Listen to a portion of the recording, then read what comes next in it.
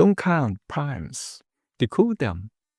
This was the first leap toward the Riemann hypothesis.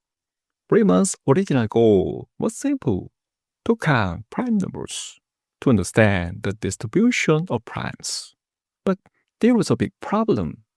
Even today, we still don't have a simple formula for pi of x, the actual number of primes up to x. Mathematicians were searching for the hidden structure behind primes that seemed random.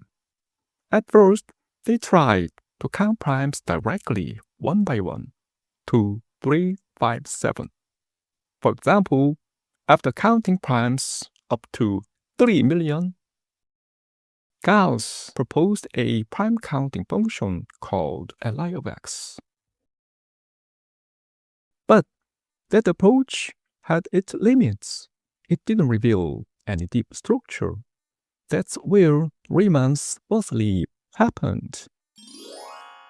That leap began with a single function, the Zeta Function. Originally, the Zeta Function came from this simple question: adding up the reciprocals of powers of natural numbers. Euler showed that the answer to this problem is pi squared over 6. Then the exponent was extended and eventually generalized into a single variable s. So this problem is just the Zeta function evaluated at s equals 2.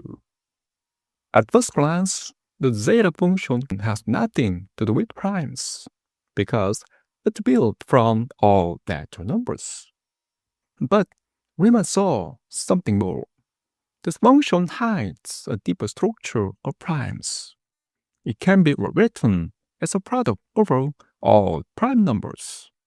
Euler's product. A function built from all natural numbers can be expressed entirely in terms of primes. So this function does not just describe natural numbers. It encodes primes. Riemann noticed that. So he asked, what happens if we take this function apart? He took the logarithm to turn the product into a sum.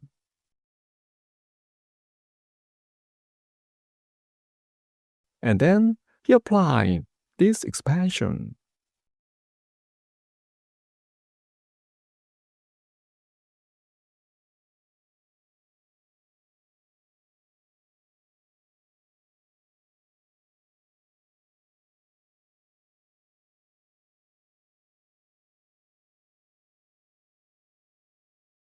The logarithm of the zeta function becomes a sum over primes and their powers.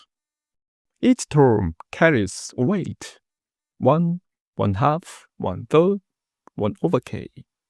For Riemann, this was the turning point. He realized if you want to understand primes, you cannot look at primes alone. You must include their powers. From this idea, Riemann defined a new prime count function, j of x. J of x doesn't count only primes. It counts their powers as well, with weights. It is different from pi of x that adds 1 only for each prime.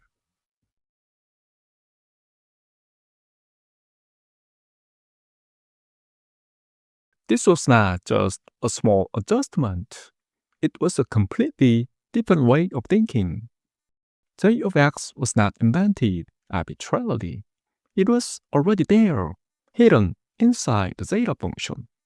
So the problem changed. No longer, how do we count primes? But instead, how do we decode primes from a function? That was the first leap toward the Riemann hypothesis. From counting to decoding, approaching primes not directly, but through a function. Once that leap happened, Riemann took the next step, extended the zeta function from the real numbers into the complex plane. And from there, he found something even more powerful, a way to reconstruct the distribution of primes. from the hidden structure of the zeta function itself. Even this strange idea came from this extension. The sum of all natural numbers is equal to -1/12. So now we are ready to take the next step to see how primes can be extracted from a single formula. That's where decoding really begins. Riemann's second leap.